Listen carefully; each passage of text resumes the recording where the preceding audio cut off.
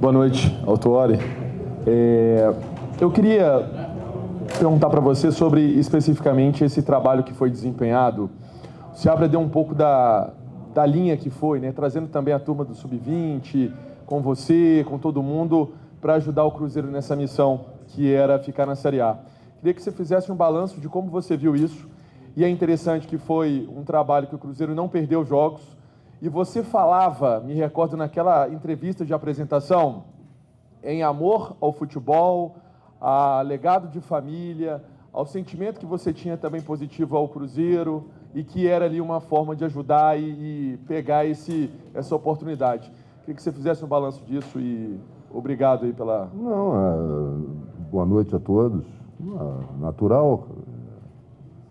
Acho que o trabalho de todos ali do staff, do Seabra, é muito bom, com o Vinícius também, cara, mas sem esquecer daqueles que passaram aí. O futebol é cruel nisso e sempre quem paga são os treinadores, mas sempre deixam alguma coisa.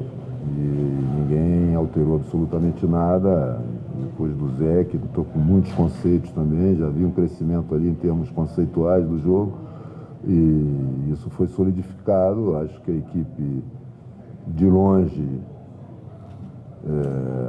estava jogando um futebol que passava longe daqueles que estavam disputando o descenso. Aliás, o Cruzeiro nunca esteve nessa zona. Isso é uma coisa lógica, né? Porque quando você tem 2 jogos a menos, isso é ruim, você não pode dizer que está naquela zona. Você tem que esperar acontecer os 2 jogos. Quando você é o último da rodada a jogar, também, e ao final dos 2 jogos é o final do último jogo da rodada, não se estava ali.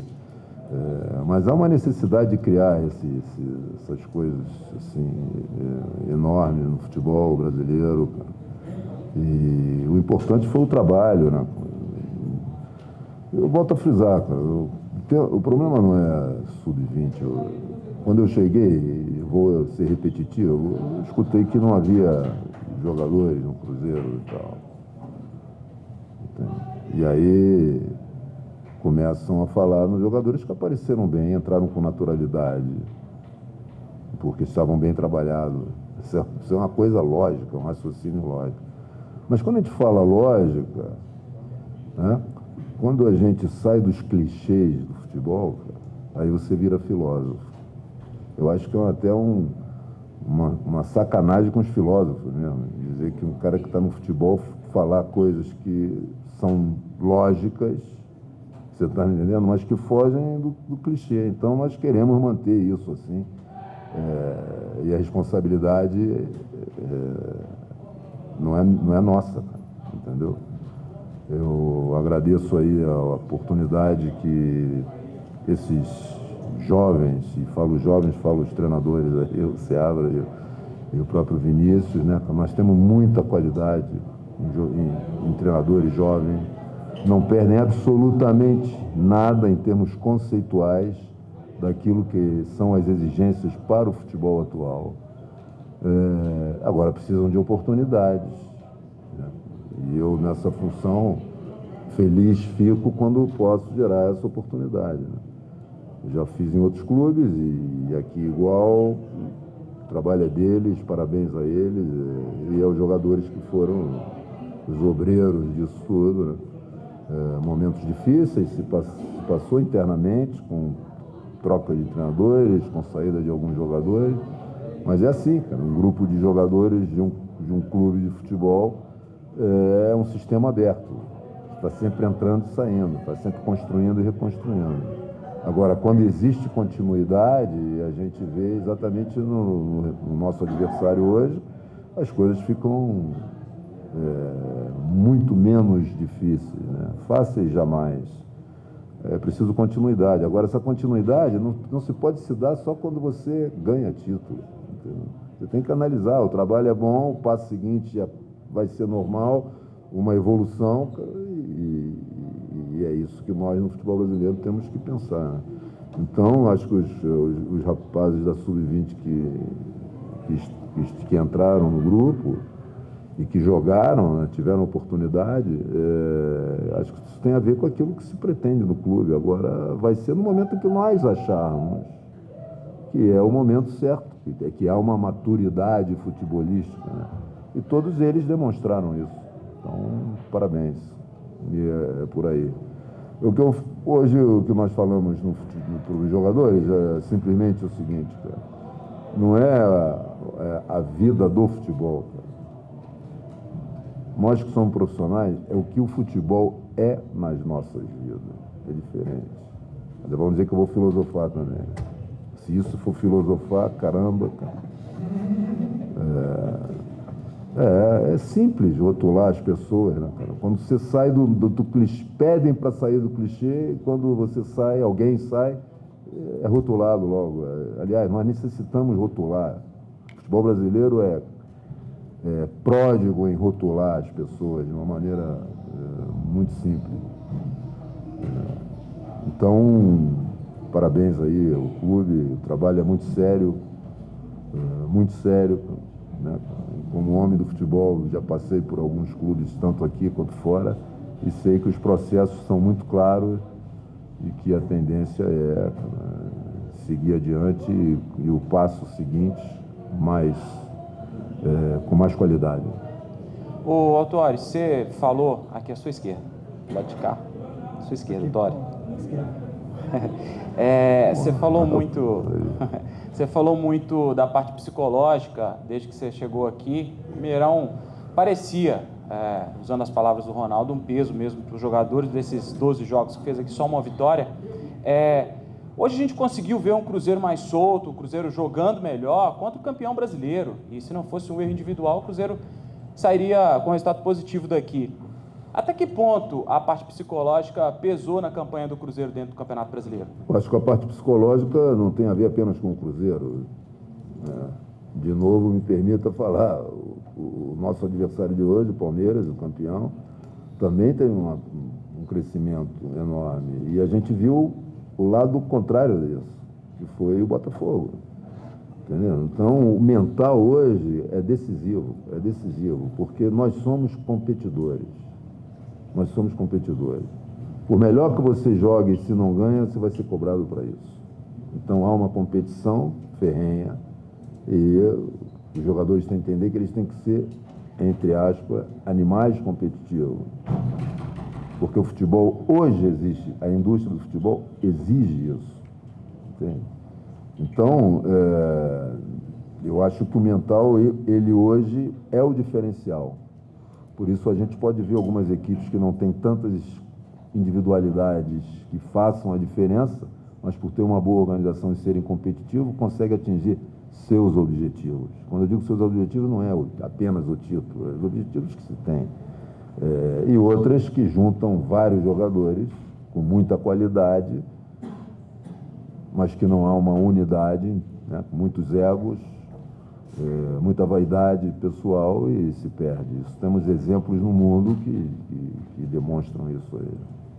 Então, eu falei aqui em algum momento que dentre esses clubes que estavam ali, nós éramos aquele que estavam no melhor momento de futebol e mentalmente fortes. Por quê? Sofríamos gols, demos a volta, conseguimos recuperar, entendeu? Saídas difíceis como Fortaleza, o próprio Goiás, a equipe deu uma resposta, entendeu? Porque nesse momento, mais do que nunca, deveria ser competitivo. Agora, é óbvio, quando os resultados vão vindo, a confiança vem com naturalidade. Infelizmente, hoje nós íamos perdendo outro jogo, como foram outros aqui que nós deixamos de ganhar. Talvez não tenhamos perdido, mas deixamos de ganhar, quando estávamos melhor que o adversário, né? Isso aí é claro. O jogo do Internacional até sofreu gol, estava fazendo um belíssimo jogo, com muita agressividade com a bola, criando oportunidades, chances, com muita pressão alta, como hoje se fez de novo. Então, a confiança, né, isso tem a ver com os resultados e a força mental que, nesse momento, o grupo demonstra. Ô, Paulo, aqui, quando você fala sobre uma continuidade de trabalho, não apenas quando se vence um campeonato. O Cruzeiro você não estava aqui ainda, mas saiu de uma Série B para a Série A, fez uma reformulação completa no elenco e agora tem algumas peças para começar essa temporada de 2024. Na sua avaliação, continuando aí como diretor técnico, o que o Cruzeiro precisa para ter um time mais forte para brigar pela primeira parte aí da tabela do campeonato? A questão é muito boa e faz-nos entender o seguinte: o que nós precisamos é depurar o trabalho, ou seja, a cada dia facilitar o trabalho daqueles que são os treinadores, entendeu? Isso é uma responsabilidade do clube. Não pode cair tudo em cima dos treinadores, entendeu? E nisso, aonde eu estiver, porque sofri isso, como todos os outros treinadores do futebol brasileiro sofrem. Então, o importante é que você começa um ano como esse de 2023, como você muito bem falou, contratando uma quantidade exagerada de jogadores. Algum tempo atrás, no futebol, a gente esperava terminar a época e ficava analisando qual equipe que melhor contrata. É aquela que contrata 15, 12, 16 jogadores. Isso significa alguma coisa, que você não teve nada né, cara, no momento anterior ali. Você não solidificou nada para trocar isso. O Cruzeiro foi distinto porque saiu de uma Série B, entrou numa Série A e foi ter que contratar quantidade de jogadores, né, com os condicionalismos em termos financeiro e econômico que existem, né? Dentro dessa perspectiva, o transitar desse ano para o outro com um grosso ali do grupo, você está entendendo? Com a maior parte dos jogadores transitando e sabendo que qualidade de jogador que nós necessitamos, tem que ser assertivo nisso, né? Porque, como a maioria dos clubes no mundo, porque poucos são aqueles que têm a grana suficiente para ir buscar aquilo que querem, que o treinador deseja. Então, eu só acredito nos treinadores que saibam desenvolver jogadores, porque na grande maioria eles têm problemas, porque os clubes não têm essa capacidade financeira e econômica. Então, eu não gosto nada de ver lamentações públicas de que precisamos de jogador. Isso é um escudo muito fácil, né? E me refiro isso a nós treinadores, né? Entende?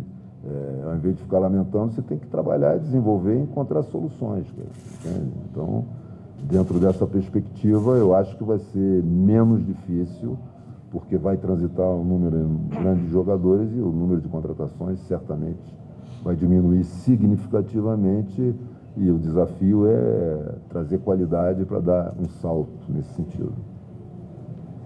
Paulo Autuori, boa noite. Yuri Figueiredo, Rádio 3VL. Paulo, o Cruzeiro teve um dos piores ataques no Campeonato Brasileiro. Quando você assume, o Cruzeiro volta a ter o protagonismo no ataque. Os atacantes voltam a marcar gol. O próprio Robert contra o Goiás, o Arthur Gomes, o Bruno Rodrigues. Eu queria saber de você se houve uma conversa com esses jogadores para eles voltarem a ter um bom desempenho ofensivo ali na frente. Obrigado.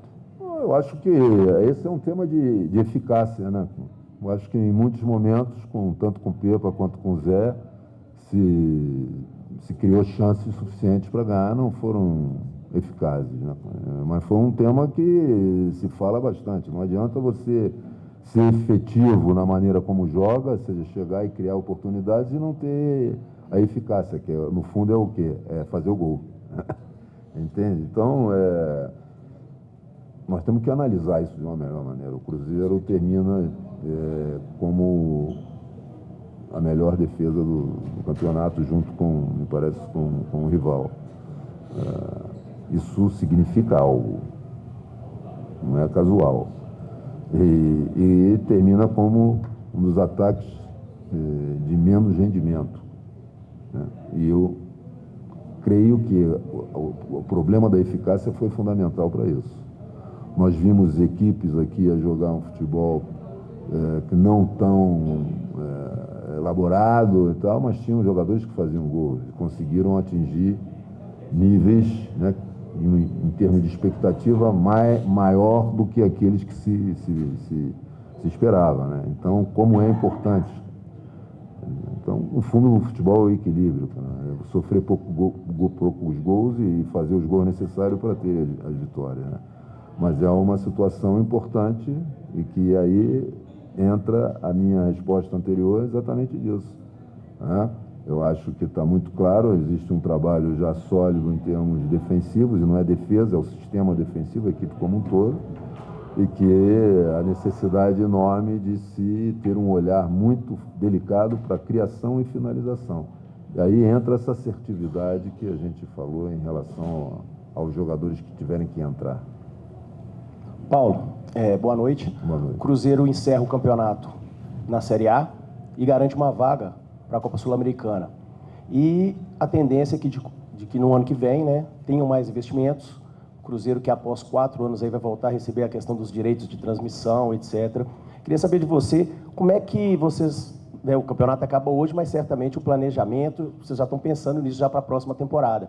Como é que o Cruzeiro vai agir aí agora no mercado? E em relação ao treinador, o Cruzeiro já teria um nome? O Cruzeiro, né, quando voltar das férias aí, esse novo treinador já deve estar na Toca da Raposa para comandar desde o primeiro dia? Bem, o treinador não é um tema que esteja comigo, né? Lógico que a minha área, a parte técnica, em relação às possibilidades, eu vou contribuir da maneira que puder, mas é com Pedro Martins, Paulo André, um processo seletivo que o Cruzeiro já começa a fazer, que é fundamental, que hoje nos grandes clubes se faz.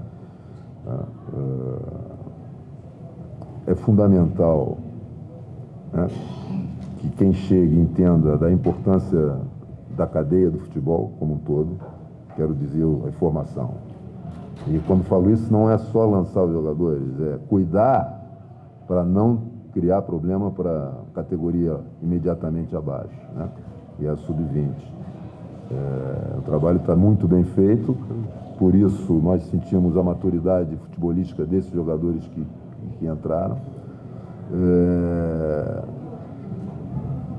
O mais importante para mim vai ser que quem quer que venha entenda que o Cruzeiro tem processo, que não vai ter a chave do clube. E tem que respeitar esse processo. Lógico, com a liberdade que todo treinador deve ter, mas tem que respeitar esse processo, né?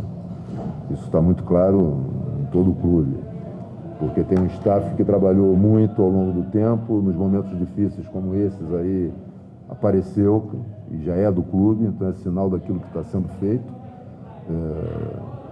mas certamente vai vir um treinador